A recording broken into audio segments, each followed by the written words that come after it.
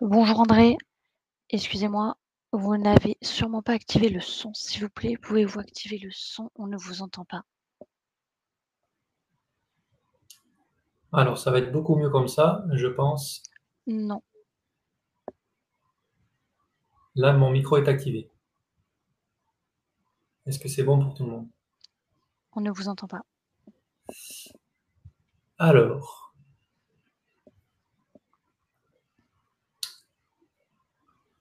toujours pas de son.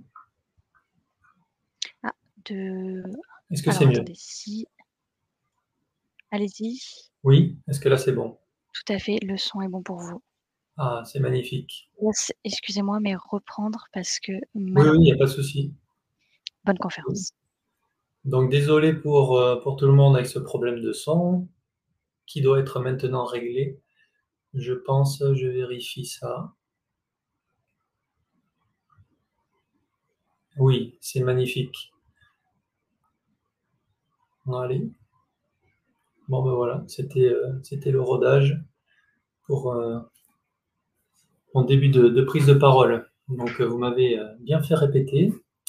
Et on va reprendre très rapidement sur le début.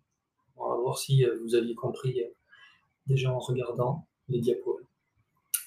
Donc, je vous disais que vous pouvez avoir le chat, mais j'ai vu que vous en avez déjà bien servi avec Céline, qui va répondre, et puis on prendra un temps pour, en fin de webinaire pour pouvoir répondre aussi à ces questions que vous auriez à vous poser par rapport à la thématique de la respiration.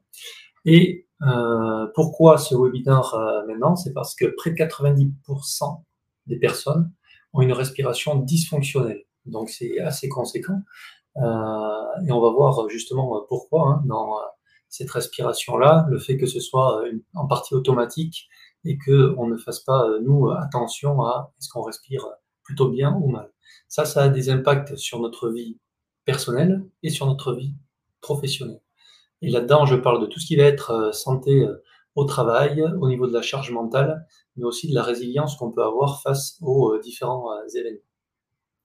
Donc c'est pourquoi je vous propose à nouveau de partir en mission pour environ une petite heure, soit à peu près 1000 respirations, où on va regarder comment comprendre le fonctionnement de sa respiration, se tester afin d'avoir quelques repères, s'entraîner pour expérimenter certains protocoles et appliquer les techniques pour que ce soit toujours dans notre quotidien quelque chose qui puisse nous servir et pas juste rester de la théorie. Alors tout d'abord, je vais me présenter. Je m'appelle André Pisani, je suis issu du monde militaire, où j'ai eu le bonheur de porter le treillis pendant près de 22 ans.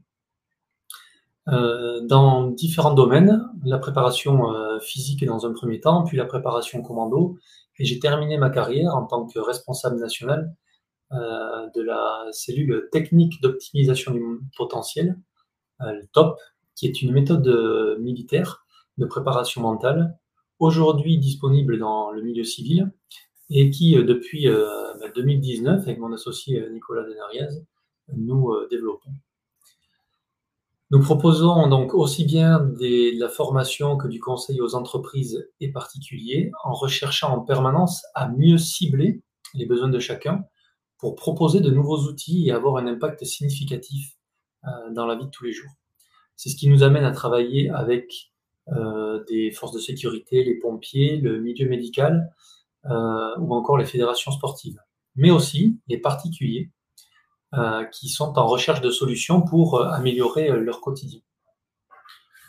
Vous pouvez voir ici différentes options de ce que nous proposons pour que chacun puisse trouver ce qui lui correspond, de la séance découverte gratuite à des solutions digitales comme les cartes ou learning pour parfaire des connaissances théoriques, mais aussi des formations d'une journée par exemple en distanciel pour acquérir des bases théoriques et faire de la pratique, et des formations qui vont de 3 à 15 jours en présentiel, qui permet de se construire une boîte à outils personnelle afin de mieux s'occuper de soi, ce qui est déjà la priorité, et pour certains, de prendre en charge des individus ou des collectifs.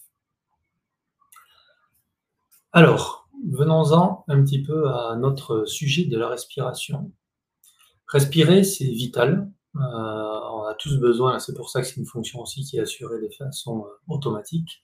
Cependant, on peut mal respirer une grande partie de sa vie et sans savoir qu'on hypothèque sa santé mentale et physique, car c'est près de 20 000 respirations par jour que vous réalisez. Donc, savoir mieux respirer, ça va avoir un impact très rapide pour optimiser votre santé, votre performance et la longévité. Donc il faut savoir pour notre cerveau que le manque d'air, c'est la plus grande souffrance psychologique, car il envoie un message de menace imminente et immédiate au niveau de notre cerveau. Ce qui déclenche l'anxiété, des crises de panique, de par les informations que reçoivent nos amygdales et au niveau du cerveau, et nos chémorécepteurs, deux termes qu'on viendra préciser un petit peu plus tard.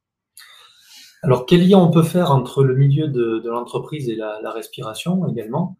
Il faut savoir qu'en 2017, près de 44% des grandes firmes américaines ont offert un stage, un entraînement de mindfulness à ses employés.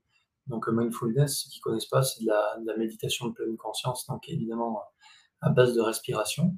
Et la compagnie d'assurance a estimé qu'il y avait un gain de 5 000 $ par employé par an, qu'ils ont établi avec 2 000 $ de coûts de santé en moins et 3 000 $ de productivité en plus.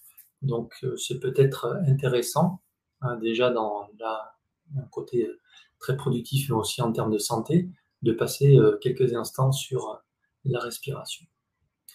Alors, pour comprendre de quoi on parle, il est important qu'on clarifie quelques termes et qu'on se représente également le schéma respiratoire.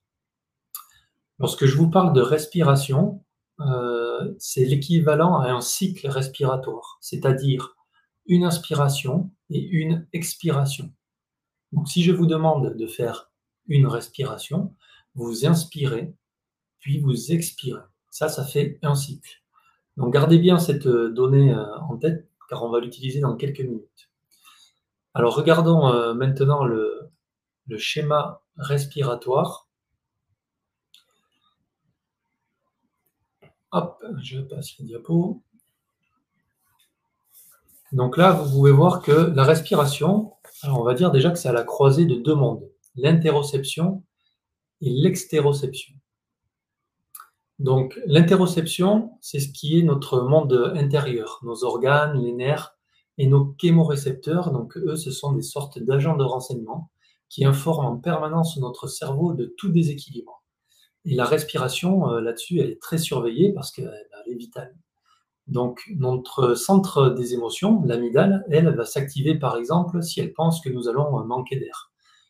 Donc, elle va informer le cerveau, il va y avoir un petit sentiment d'urgence qui va se déclencher, mais elle peut se calmer si on fait relativiser. Donc ça, c'est la partie, on va dire, plutôt psychologique, puisque elle est liée avec nos émotions.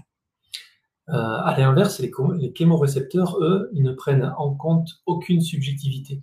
S'il y a un déséquilibre, quel qu'il soit, ils vont déclencher la patrouille directement. Pour eux, c'est du on-off, déséquilibre, la réaction, elle est immédiate, et il n'y a pas de nuanciation possible. L'extéroception, quant à elle, ça va être tout ce qui est notre monde extérieur, qui est perçu notamment à travers nos 5 sens. Donc, je sais si vous connaissez le VACOG, donc le visuel, auditif, kinesthésique, olfactif et gustatif. Donc tout ça, c'est ce qui nous permet de percevoir le monde extérieur. Et pour nous, au niveau de la respiration, il va y avoir des informations qui vont nous être données sur la température de l'air, sur l'humidité, l'odeur, et même le goût, puisque vous avez pu observer lorsque vous êtes enrhumé que vous perdez le goût. Donc il y a aussi des informations qui arrivent avec la respiration. Et l'air que nous respirons, et là vous regardez sur le schéma, il va ainsi passer de l'extérieur, lorsque je fais mon inspiration, donc par le nez et la bouche, mais on reparlera de ces deux possibilités de respirer. Ça va aller dans la trachée, descendre dans les bronches, arriver dans les poumons, les bronchioles, Et enfin, les alvéoles pulmonaires, donc là, c'est les petits sacs violets que vous voyez sur le schéma, pour libérer l'oxygène au contact du sang, et en échange, le dioxyde de carbone qui va être rejeté à l'expiration. Heureusement pour nous, cette respiration, je l'ai déjà dit, se fait de façon automatique, notamment pendant notre sommeil. Heureusement, hein, comme ça, pas besoin d'y penser. Mais contrairement à d'autres fonctions comme la digestion ou le rythme cardiaque, la respiration, on a le pouvoir de prendre la main et de pouvoir ainsi influencer le système nerveux autonome qui lui est chargé de réguler les fonctions automatiques de l'organisme.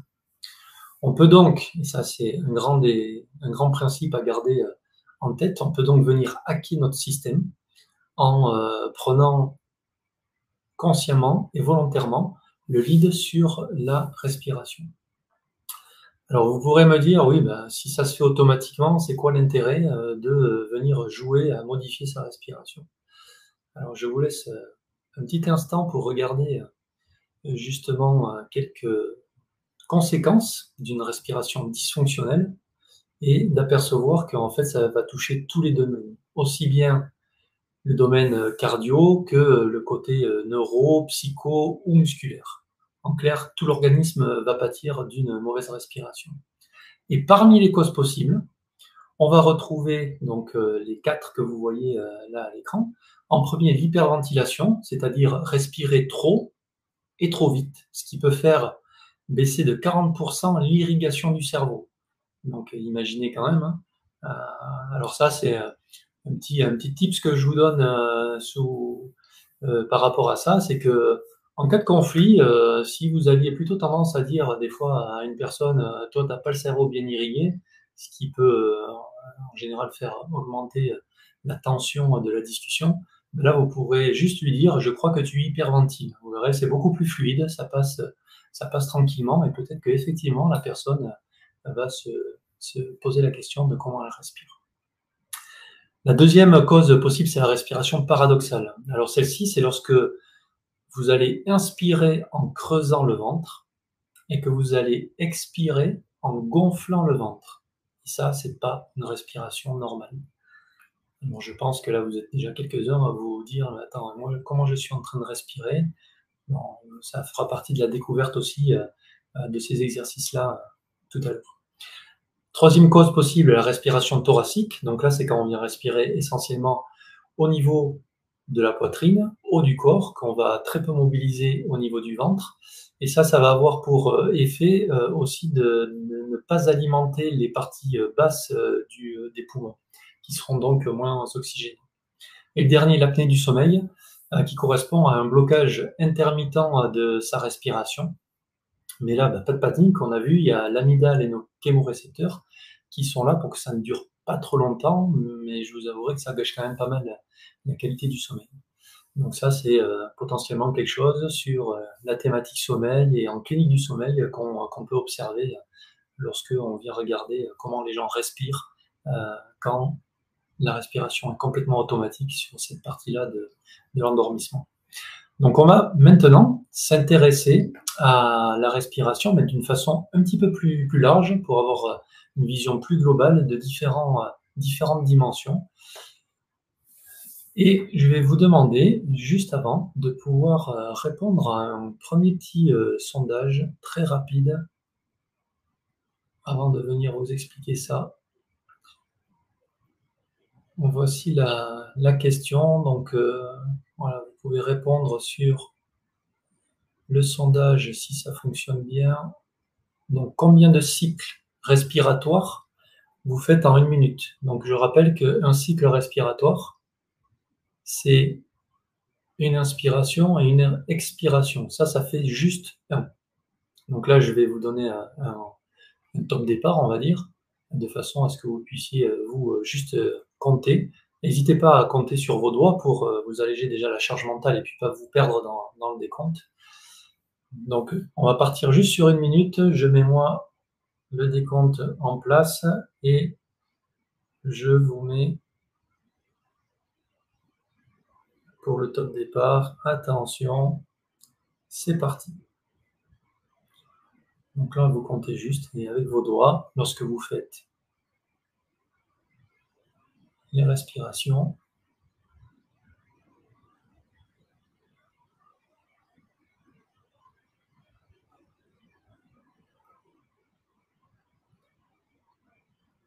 Juste à chaque fois quand j'inspire et expire, ça fait un cycle.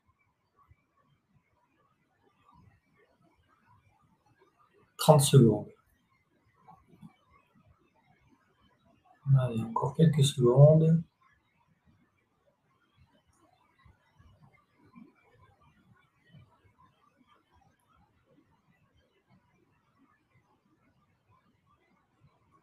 Plus que 10 secondes.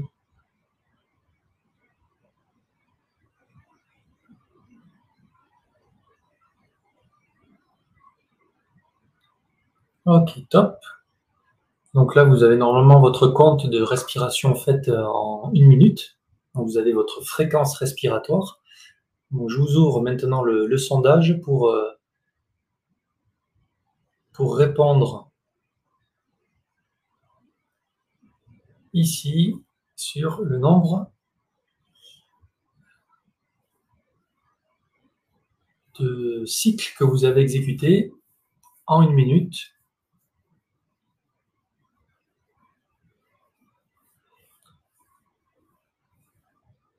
Comme ça, je vais récupérer ces données-là et on va s'en servir tout à l'heure. Je vais me noter ça.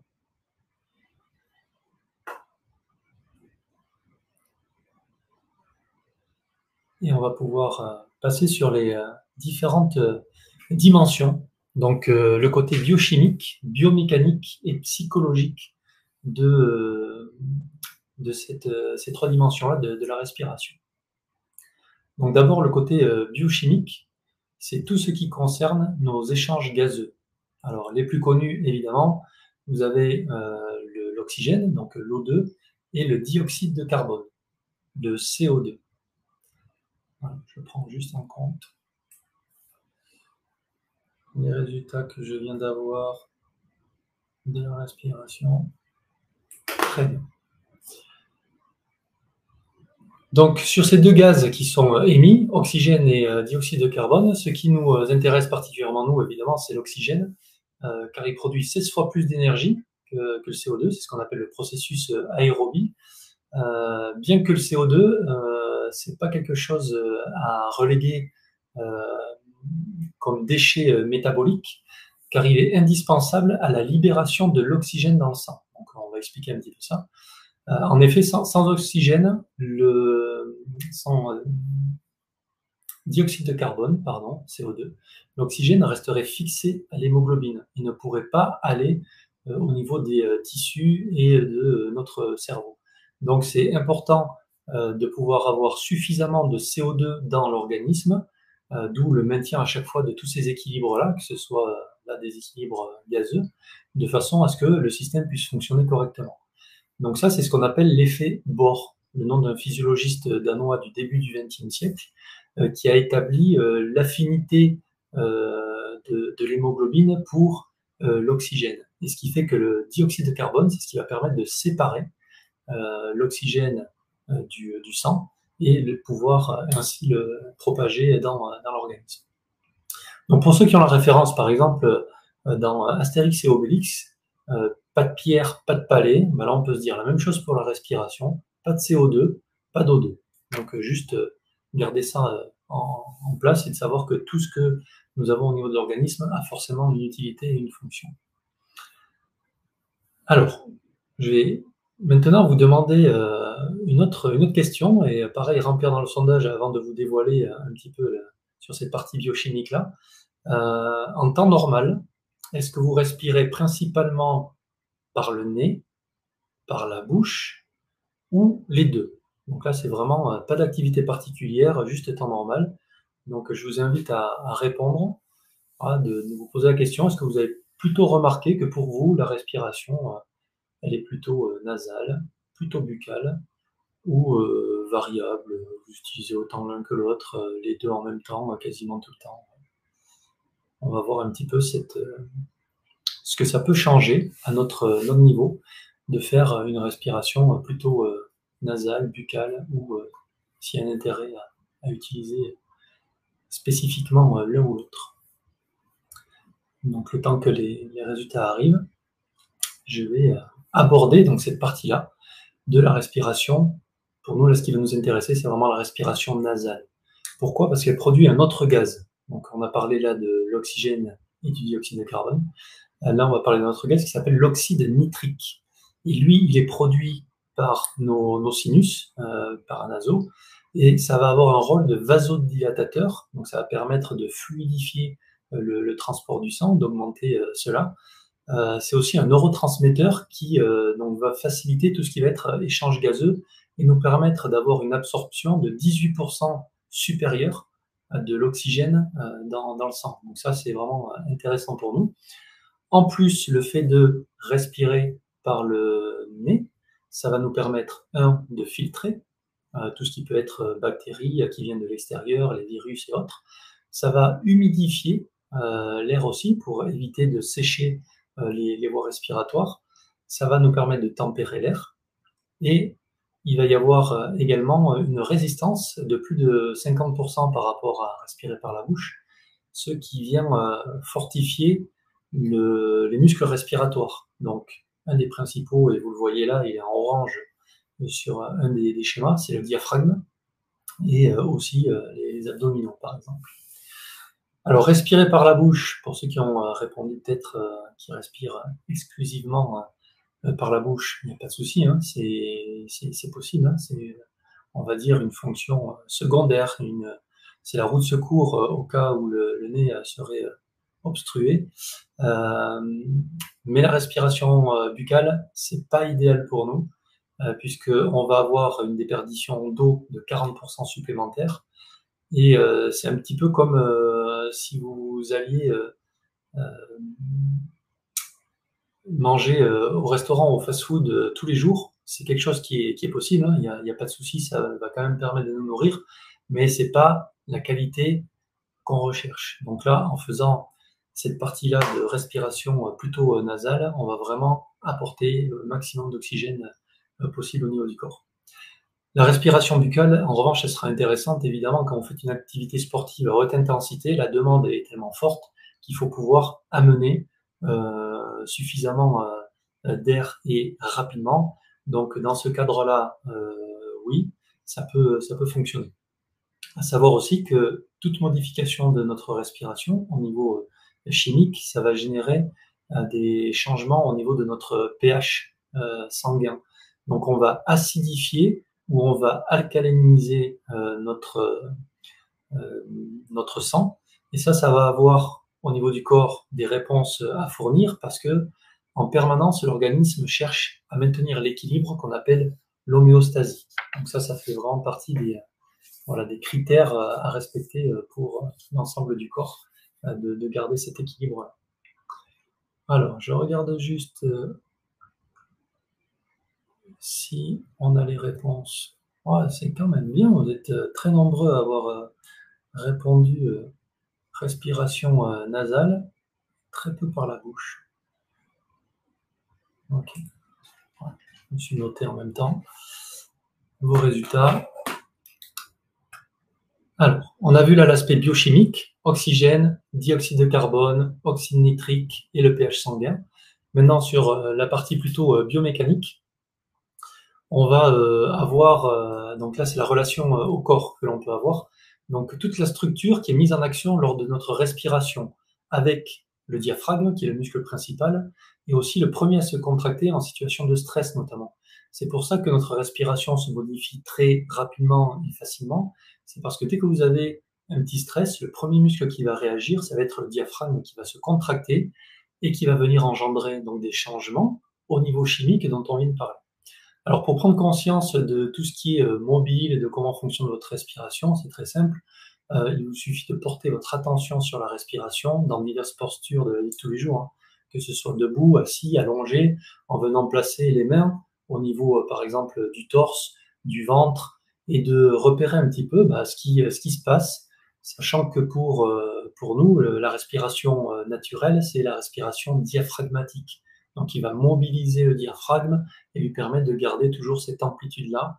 ce qui va avoir pour effet d'apporter plus d'oxygène, notamment dans la partie basse des poumons, qui est la plus grande et qui a beaucoup de récepteurs aussi, qui va transmettre l'information au cerveau comme quoi les équilibres sont respectés. La troisième dimension, la dernière, psychophysiologique. Alors pourquoi cette dimension-là? Parce qu'on a plusieurs zones de notre cerveau impliquées dans les émotions et la conscience de soi qui sont reliées à la respiration. Donc par exemple, en cas de stress réel, je viens d'avoir un accident ou un stress que vous anticipez, par exemple, qu'est-ce qui va se passer si je rate mon examen la semaine prochaine? Votre corps va fournir une réponse. Et dans ces deux cas, en général, la réponse, c'est l'activation du système sympathique. Donc lui, c'est l'accélérateur du corps. Il va déclencher des contractions musculaires, il va augmenter l'adrénaline, le cortisol, la température du corps également, transmettre des notions de peur ou de colère.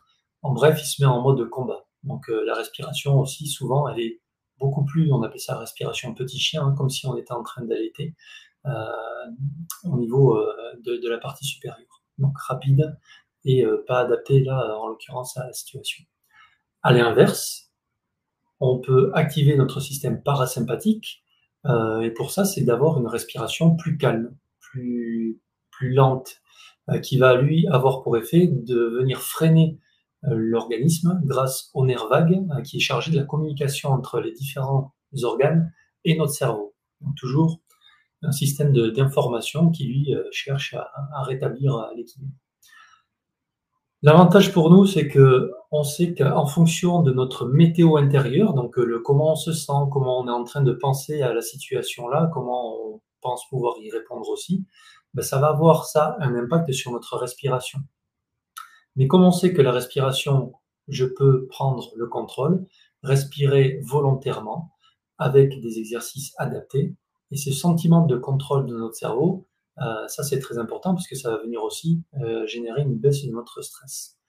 Donc dans un milieu où notre attention elle est partagée entre plein de tâches en même temps, c'est intéressant des fois de pouvoir se canaliser, se recentrer sur une seule tâche, la respiration, qui va actionner certains leviers et va avoir des conséquences psychophysiologiques, mécaniques parce que je vais utiliser mon corps d'une certaine façon, et biochimiques puisque je vais venir modifier voilà, les échanges gazeux.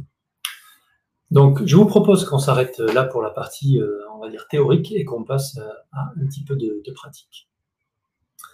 Donc, on va pouvoir se tester. Donc, se tester dans quel... oh, pardon. Voilà, se tester. Pour quelle raison? Je vous ai parlé tout à l'heure de la météo, qui est en quelque sorte notre GPS interne. Donc, prendre conscience de où nous sommes avant de se mettre à bouger. Ça permet également d'avoir des mesurables. Ça, c'est important pour nous, de façon à pouvoir objectiver le travail que l'on réalise et savoir si ça apporte ses fruits au fur et à mesure où on s'entraîne là-dessus. Donc, il va y avoir ce système de comparaison qu'on va pouvoir mettre en place. Donc, je vous invite donc à prendre une minute là pour respirer. Donc, vous avez vu que la respiration, là, vous voyez bien sur le schéma, au niveau du diaphragme, donc cette partie orange là, et là, ça nous permet de bien regarder les poumons que vous voyez en violet, la partie supérieure, est rattachée à notre diaphragme. Donc ça, c'est pour ça qu'on cherche à mobiliser autant le diaphragme, c'est puisque ça va, lorsqu'on va venir faire descendre le diaphragme, donc nos poumons vont se gonfler, le diaphragme, lui, descend, et ça vient tirer sur la partie inférieure des poumons, ce qui va nous permettre d'avoir plus d'amplitude, et en même temps, ça va venir masser tout ce qui va être viscère, etc. Donc ça, prendre 7 minutes pour respirer, des fois ça peut paraître pas grand-chose, mais c'est un axe immédiat de modification de notre système. Et déjà au niveau psychologique, ça permet de venir focaliser votre attention. Donc par rapport à cette respiration-là que vous pouvez faire, vous allez peut-être chercher à savoir comment je peux faire cette respiration-là. Donc on va faire quelques exercices là qui vont suivre. Pour ceux qui ont répondu là sur cette respiration et le comment vous respirez, lorsque je vous ai fait faire tout à l'heure l'exercice, vous êtes là 55% à être en dessous de 12 cycles minutes et vous êtes 45% quand même à plus de 12 cycles minutes. Alors là, vous allez découvrir sur la diapo là que lorsque l'on passe à plus de 12 cycles minutes, on peut considérer qu'on est en hyperventilation. Donc, on perd en efficacité d'acheminement de l'oxygène dans le sang à cause notamment du manque de dioxyde de carbone. On respire plus, donc plus de 12, mais on est moins efficace dans la respiration. Et ça peut entraîner quoi? Une hypersensibilité de nos chémorécepteurs. C'est-à-dire qu'ils vont être beaucoup plus sensibles et alertes lorsqu'on va diminuer un petit peu les respirations et il va comme ça dysfonctionner et nous demander de maintenir cette respiration plutôt rapide. Il faut savoir qu'en 40 ans, là, on a doublé, on était à environ 8-10 cycles minutes, et là maintenant on est passé sur des standards assez souvent sur du 16 jusqu'à 20 respi minutes. Donc on mange plus que nécessaire dans la vie de tous les jours, et c'est un petit peu pareil pour notre respiration, on respire plus que ce qu'on a besoin. Mais parce qu'on a aussi habitué notre système à ça, et lui maintenant c'est son équilibre. Ce qu'il y a, c'est que ça entraîne quand même pas mal de perturbations après sur d'autres niveaux. On peut considérer, s'il y en a quelques-uns d'entre vous qui sont à plus de 18 cycles minutes, pour vous donner un repère, on estime qu'il y a seulement 25% de l'oxygène qui va être utilisé par nos poumons, tout le reste, ça va être rejeté. Alors comment on peut réduire cette respiration-là? On va le voir un petit peu tout à l'heure. Et pour comment tester et évaluer sa respiration, vous voyez là, vous avez plein de types possibles, respiration abdominale, thoracique, respirer que par le nez, que par la bouche. En fait, il faut jouer avec sa respiration. Comme ça, vous allez pouvoir identifier et remarquer ce qui se passe lorsque vous faites des respirations d'une certaine façon et de voir les améliorations que vous arrivez à apporter. Donc l'important, c'est vraiment de prendre en compte les effets, évaluer tout ça, mieux se connaître à travers la respiration.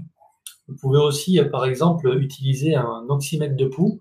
Donc, c'est un petit appareil très simple dans lequel vous venez insérer le doigt et qui va vous notifier votre taux d'oxygène dans le sang, ce qu'on appelle la saturation. Quand vous êtes situé entre 95 et 99, on considère que le sang est bien oxygéné. En dessous de 91%, on va dire que vous êtes en hypoxie. Donc l'hypoxie, c'est le manque d'oxygène que vous pouvez avoir dans le sang. Donc maintenant qu'on en sait un petit peu plus sur la respiration, avec ces quelques repères, on va pouvoir s'entraîner. Donc s'entraîner, ça veut dire définir un objectif dans notre entraînement et de choisir parfois des exercices en fonction de ce qu'on souhaite travailler. Donc le mot entraîner est important parce qu'il veut dire qu'on se donne un objectif, alors ou d'amélioration de notre temps, de la distance ou de sensation pour savoir où on va exactement et comparer l'efficacité des exercices que l'on va réaliser. S'entraîner, ça veut dire aussi qu'il faut bien différencier entre je fais des exercices pertinents mais de façon ponctuelle et j'ai une respiration au quotidien. Donc, par exemple, vous pouvez travailler en hyperventilation. Donc là, c'est un exercice qui est choisi sur un temps déterminé, comme avec la méthode Wim Hof, pour ceux qui connaissent, qui a été popularisée par notamment les bains en eau glacée. Et ça va générer un fort état de stress, qu'on appelle le stress hormétique, pour pousser le système immunitaire à faire des adaptations. Alors que si vous avez une hyperventilation chronique, ça va plutôt nuire à nos poumons et à notre cœur, qui pompent en permanence beaucoup plus que ce qu'il a besoin. Donc, tout comme être attentif à sa respiration permet de se recentrer, de se calmer, cela mobilise de la ressource cognitive qui ne sera pas disponible pour faire autre chose. Donc, attention quand vous faites des exercices respiratoires. Si vous avez d'autres tâches à exécuter, sachez que il y a toute une partie de votre cerveau, quand volontairement vous contrôlez votre respiration, qui n'est pas dédiée aux tâches que vous devez exécuter. Alors, je vous propose maintenant de faire une respiration qu'on appelle la respiration en carré. Donc, vous voyez là sur le schéma, ça va consister à inspirer, être en pause inspiratoire, donc vous maintenez les poumons pleins, expirer et venir en pause expiratoire. Chaque phase, on va la dérouler sur 4 secondes. Moi, je vais mettre le chrono en place. Et pour vous, donc tout simplement, je vais vous guider, hein, je vais vous dire inspire, bloc, expire, bloc, inspire. On fait ça juste sur 1 minute. Comme ça, vous allez pouvoir observer pour vous ce que ça peut donner sur ce type d'exercice de respiration. Et évidemment, je vous invite, on l'a vu tout à l'heure, à utiliser la respiration nasale. Donc, je vous laisse vous mettre en place, position assise, le dos bien droit, et on va démarrer. Donc, je m'occupe, je suis le gardien du temps, et je vous guide sur les différentes phases. Attention, on va commencer par inspirer. Top, inspire. Bloc.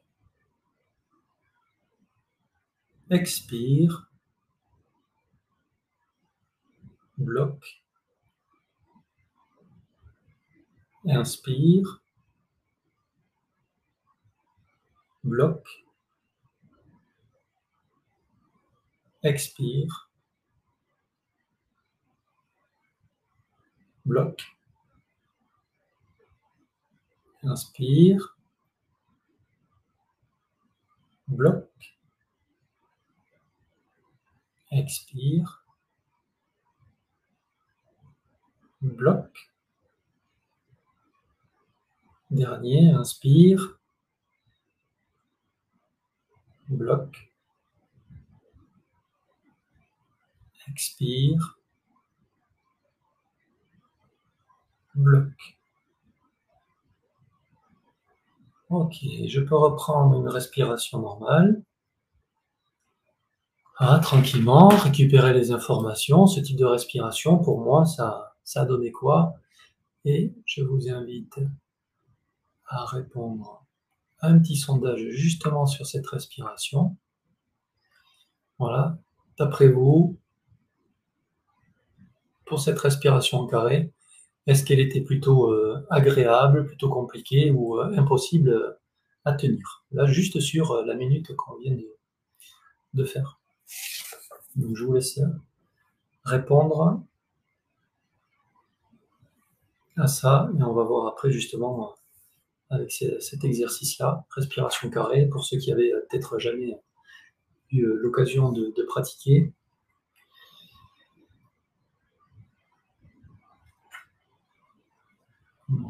Je vais regarder les exercices, vos réponses juste après.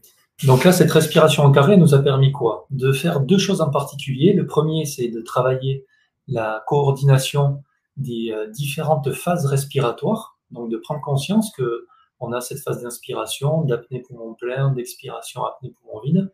Donc de voir si pour nous c'est assez facile à réaliser.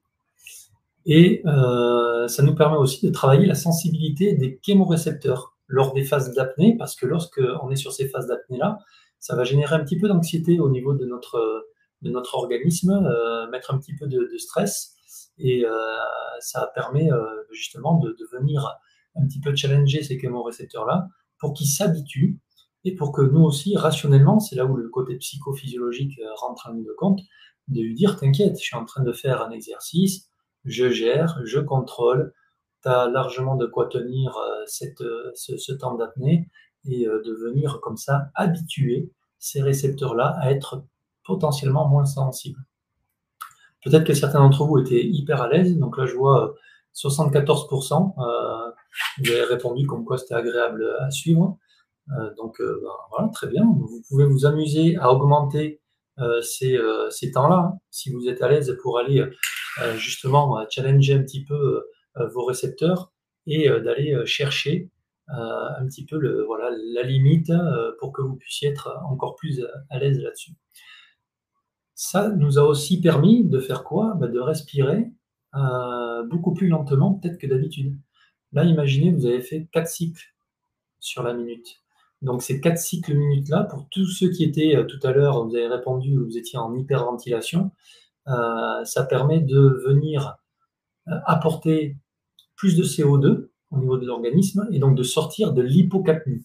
L'hypocapnie, c'est le manque de CO2. Quand on est en hyperventilation, on amène beaucoup d'oxygène et il y a très peu de CO2. Le fait de faire la respiration au carré, on vient rééquilibrer un petit peu ça au niveau du système.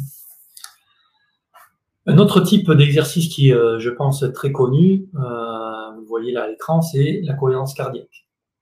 Avec son protocole 365, donc je respire 3 fois par jour, 6 cycles par minute pendant 5 minutes. 6 cycles minutes, ça veut dire 5 secondes j'inspire, 5 secondes j'expire. Donc là, vous voyez, contrairement à la respiration en carré, il n'y a pas d'apnée. C'est vraiment à chaque fois, inspire, expire, inspire, expire. Mais ce rythme-là qu'on va donner, ça va venir jouer sur notre système parasympathique et donc on va calmer un petit peu tout ça pour avoir une respiration là, qui est standard. Et dans cette respiration-là, ce qu'on va chercher, c'est à ce qu'elle soit optimale. Donc ça, c'est dans votre respiration de tous les jours. Elle devrait être profonde, nasale, légère et lente. Profonde parce que vous allez utiliser le diaphragme, donc bien mobiliser ce diaphragme. Nasale, on l'a vu tout à l'heure pour tout ce que ça pouvait apporter.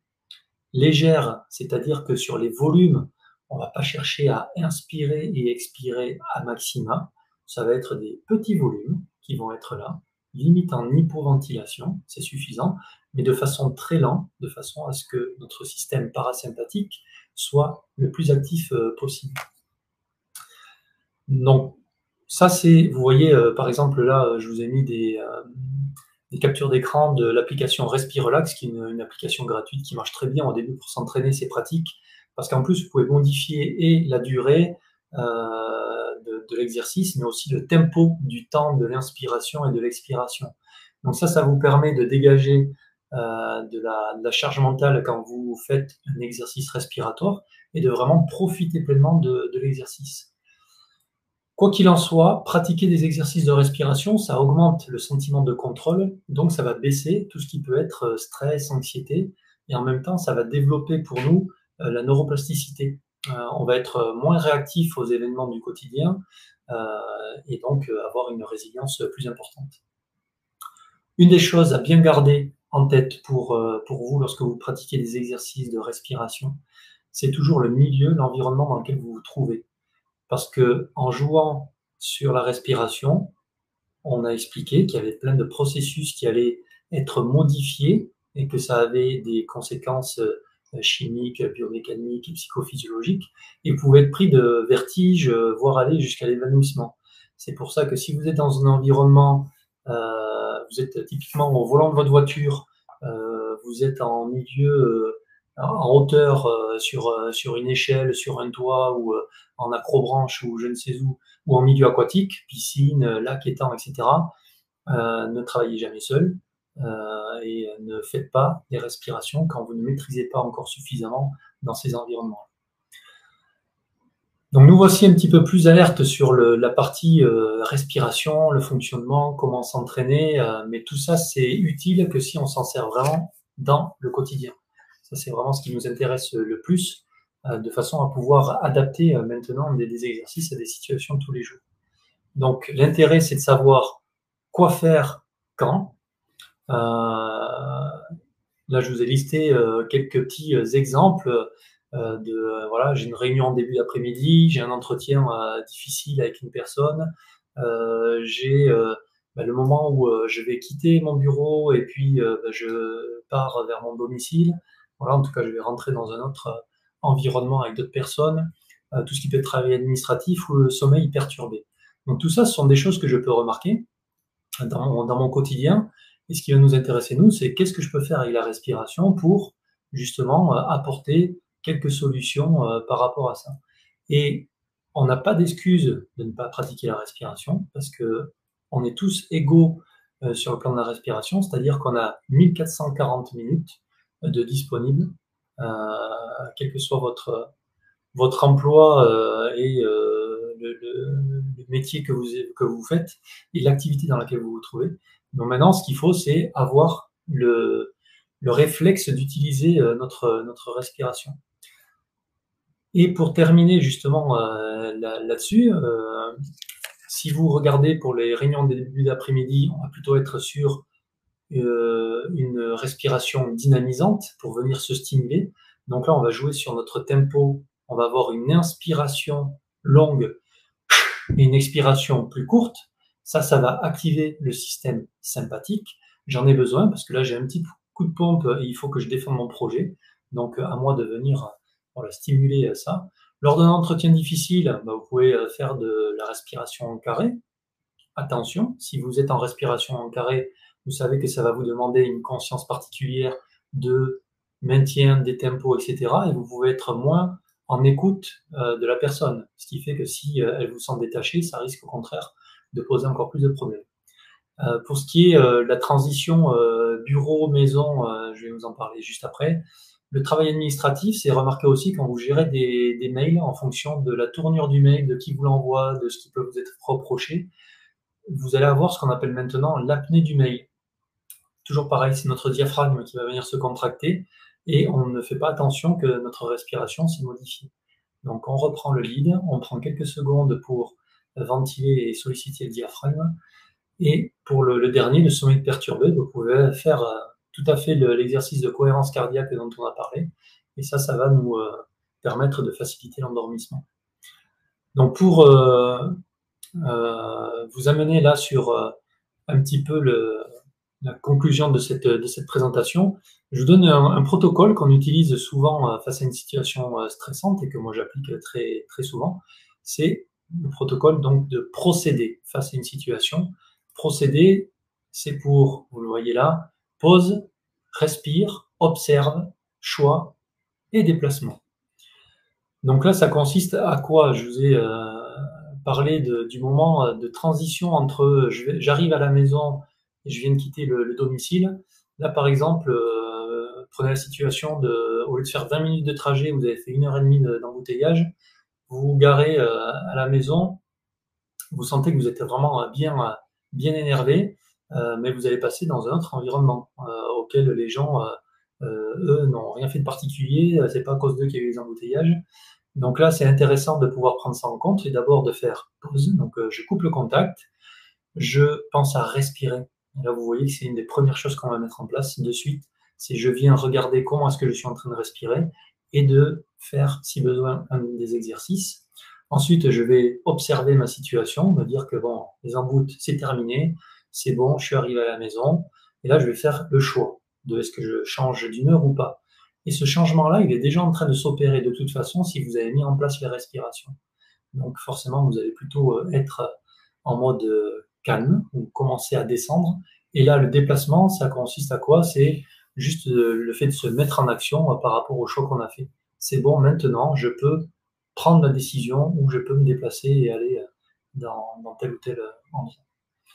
Donc pour conclure, si vous avez 1% à investir, je vous invite vraiment à respirer plus en conscience, de vraiment regarder ça de plus près, de vous intéresser à cette thématique-là. Il y a vraiment beaucoup de choses à faire et tout le monde peut trouver des améliorations. C'est ça qui est assez génial avec ça. Donc j'espère que là, vous respirez déjà un peu mieux à l'issue de cette présentation. Pour en découvrir un petit peu plus, vous pouvez cliquer sur les boutons ci-dessous et pensez que 1% dans votre journée, ça correspond seulement à 15 minutes. Donc, si vous avez 1%, prenez ce temps-là pour que vos chémorécepteurs puissent, eux, travailler, soient plus tolérants. Vous allez augmenter votre plasticité neuronale et optimiser surtout l'utilisation de l'oxygène, de façon à ce qu'il ne soit pas expulsé, parce que justement, il n'y a pas eu assez de dioxyde de carbone pour venir séparer l'oxygène du sang, comme on l'a vu tout à l'heure. Vous imaginez juste 1%, 15 minutes de votre journée complète. Et tout comme on ne prend pas de décision dans la mauvaise émotion, on n'engage pas d'action dans la mauvaise respiration. Donc pensez toujours à avoir ce réflexe quand il y a quelque chose qui me perturbe de suite. Respiration. Comment je suis en train de respirer? Et si vous avez des exercices, c'est l'occasion de les mettre en place. Donc pendant ce webinaire, nous avons abordé l'axe vraiment de la respiration comme puissant levier pour améliorer sa santé et mieux performer. Je vous laisse imaginer si vous actionnez d'autres leviers tels que la relaxation ou l'imagerie mentale. Donc là, c'est le combo parfait pour un quotidien plus apaisé et puis une meilleure gestion de nos émotions. Donc ça, c'est vraiment l'intérêt. Voilà, j'espère qu'on aurait pu y passer des heures, rentrer dans beaucoup de détails. J'espère que déjà, voilà, vous avez une vision un petit peu plus claire et surtout que vous avez de l'intérêt pour cette thématique-là. C'est très facile à appliquer. La complexité, c'est que c'est automatique, donc il faut penser à certains moments, et donc là, il faut peut-être se mettre au départ des exercices, et puis après, tout ça, ça va s'automatiser, votre corps va être habitué à respirer correctement par rapport à certains événements. Donc, je vous remercie de votre attention. N'hésitez pas à aller voir sur nos réseaux sociaux, notamment sur YouTube, où vous trouverez quelques vidéos de 3 minutes qui mettent en situation les différentes techniques dont on a parlé pour la respiration, mais aussi sur d'autres techniques. Et puis maintenant, je vais me consacrer à vos questions, s'il y en a qui ont été posées, voir un petit peu comment je peux vous apporter quelques réponses. Donc je vais remonter un petit peu au niveau du fil.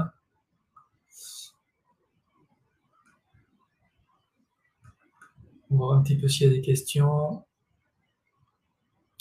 Alors je vois juste, je prends à la volée, mais pour tout ce qui est question d'asthme, etc., oui, la respiration, c'est très utilisé. Il y a beaucoup de méthodes qui ont été faites. Ça date, ça a été même dans les premières utilisations, et ce qui a créé justement un intérêt sur la respiration. Il y a beaucoup de gens qui ont été traités pour des problèmes respiratoires au début avec ces méthodes-là pour apprendre à mieux stimuler notre organisme et jouer notamment sur ce côté du dioxyde de carbone par rapport à l'oxygène. Souvent, on a l'impression que pour mieux respirer, il faut respirer plus, alors que c'est tout l'inverse, c'est contre-intuitif, mais c'est justement le fait de pouvoir venir avoir suffisamment, comme je vous l'ai expliqué tout à l'heure, de dioxyde de carbone qui va vous faciliter la respiration. Mais ça, voyez niveau médical, pour tout ce qui est asthmatique et pathologie par rapport aux respirations, mais voyez aussi vraiment des spécialistes de la respiration. Certains ne sont pas forcément du milieu médical, mais travaillent avec le milieu médical et sont vraiment spécialisés sur cette partie respiration et comment gérer les pathologies.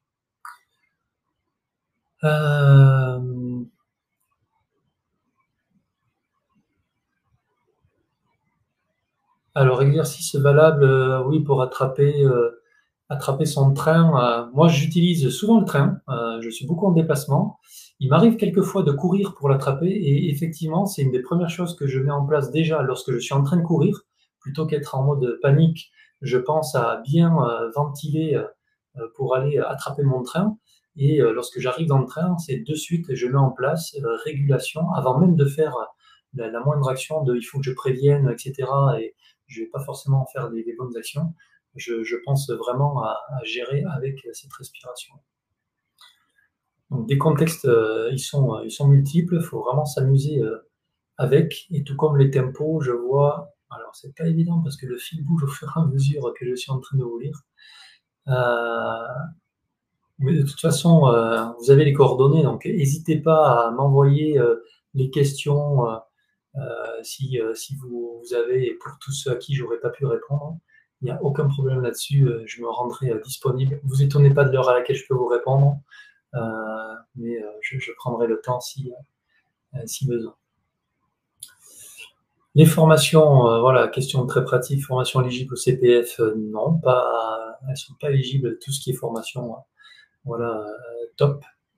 Mais après, voilà, il y a d'autres façons de solliciter peut-être avec d'autres organismes pour financer les formations. Est-ce que j'ai d'autres que je peux prendre comme ça? Donc les sondages, je vois qu'il y avait une question pour vous redonner. Il y avait 78% des personnes qui respiraient par le nez habituellement, 20% par les deux, donc c'est déjà très bien, 78% que par le nez ou prioritairement par le nez, Et pour l'exercice fréquence respiratoire, je vous avais dit, c'est 55 en dessous de 12 et 45 au-dessus de 12. Donc, vous voyez, on peut dire qu'il y a quasiment la moitié de la population qui est en hyperventilation. Donc, il y a forcément un gain à avoir là-dessus. Et vous allez vous rendre compte qu'en pratiquant des exercices de respiration, vous allez très rapidement, moi j'ai le cas là avec un judoka que je suis, qui était, lorsqu'on a fait les premiers tests en suivi, il était à 15 respirations minutes. Et on a fait ça encore la semaine dernière, il était à 6 respirations minutes, en mode normal, tranquille, assis sur ma chaise. Donc là, vraiment au repos. Donc ça fait un gros gap, juste parce qu'il s'est entraîné à respirer voilà, plus lentement, plus profondément.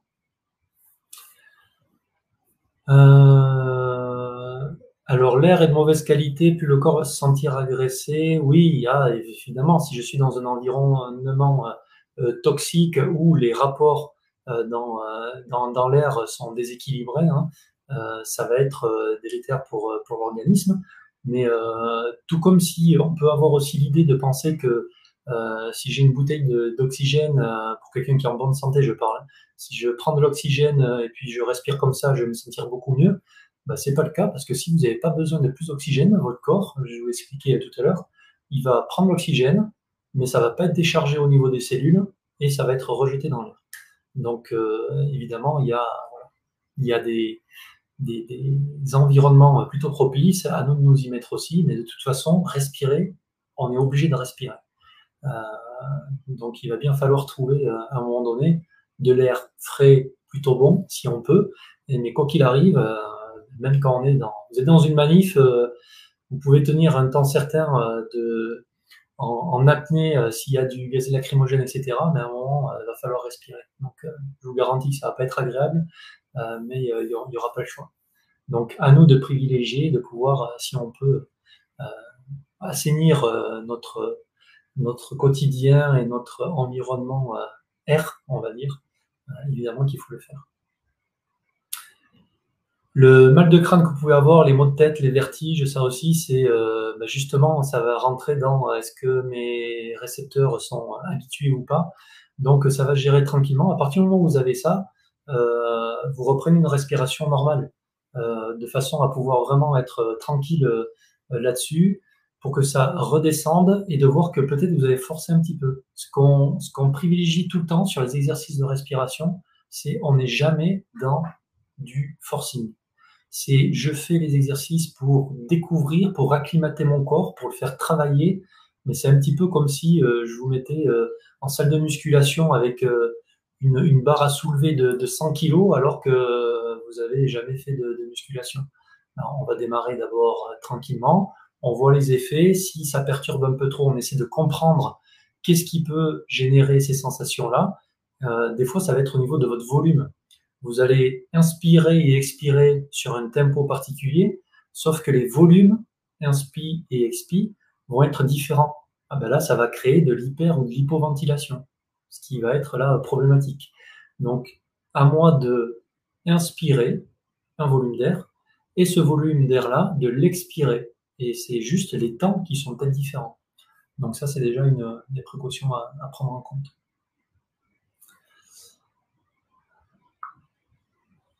Donc voilà pour ce que je pouvais vous délivrer là sur cette heure-là. C'est très court, c'est un petit peu frustrant, mais voilà, je vais réguler ça tranquillement à mon niveau. Et n'hésitez pas à bien vous renseigner sur la respiration pour pas faire n'importe quoi non plus. Sachant que si, comme je vous l'ai rappelé tout à l'heure, si vous faites ça dans des environnements sécures, au pire, vous avez un petit peu le mal de tête qui vient, vous sentez le cœur qui s'emballe, des choses comme ça, et vous reprenez votre respiration normale. Voilà. Et sinon, cherchez vraiment les outils adaptés et puis renseignez-vous évidemment auprès de nous ou des personnes qui connaissent vraiment et qui vont pouvoir vous apporter les bons exercices au bon moment.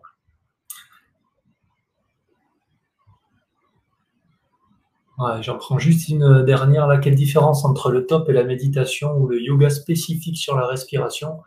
C'est que sur les techniques d'optimisation du potentiel, on va avoir un panel qui est très très large au niveau des techniques. Il y a évidemment l'axe de la respiration, mais vous allez aussi avoir toute la partie qui est consacrée aux relaxations, toute la partie consacrée à l'imagerie mentale. On va travailler sur les thématiques du sommeil, du stress, de la motivation. Donc tout ça, c'est voilà, ce qu'on vient implémenter avec des outils à chaque fois qui sont spécifiques et qui vont venir jouer sur comment je peux à la fois utiliser mon corps et mon cerveau vraiment en harmonie pour pouvoir répondre aux différentes situations. Donc ça permet d'avoir un panel d'outils très très large qui vont permettre à chacun de dire bah, moi j'aime pas du tout cet outil-là, il ne m'apporte pas ce que je recherche. Et pour d'autres, à l'inverse, se dire bah là c'est vraiment intéressant pour moi et j'ai compris qu'en faisant telle action de telle façon, il n'y a pas que la respiration. Des fois, il y a peut-être juste besoin de poser des idées ou de réussir à se projeter. Mais ça, comment je le fais? Bah, c'est ça qu'on vient de travailler sur les techniques d'optimisation du potentiel.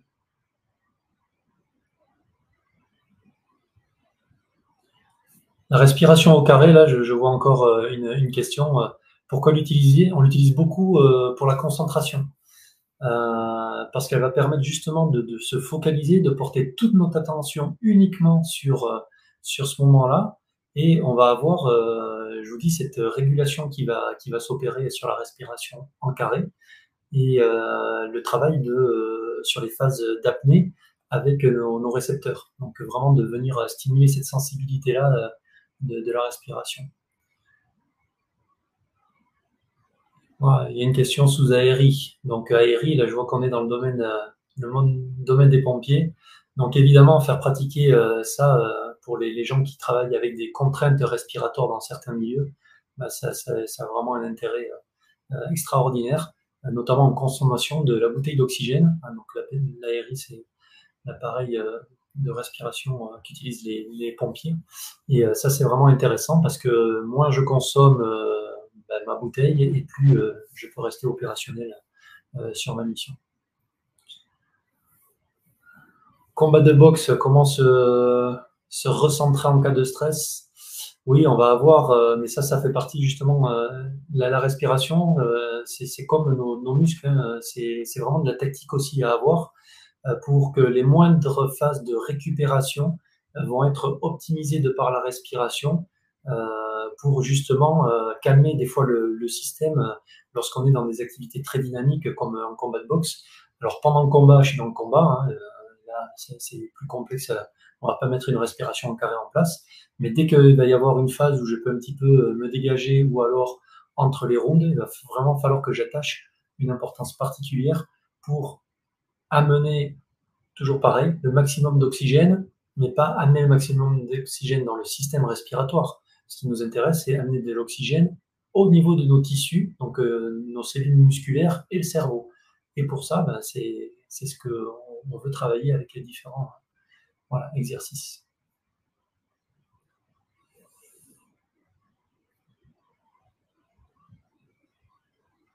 Donc vous avez accès au replay, n'hésitez pas. Hein. Je vais vous libérer aussi pour ceux qui ont des activités. Merci beaucoup d'avoir suivi. Désolé pour le petit temps d'apnée auditive sur le début de la présentation. Je n'avais pas activé le micro. Voilà. Ça peut être aussi une des manifestations du stress de partir direct dans sa présentation.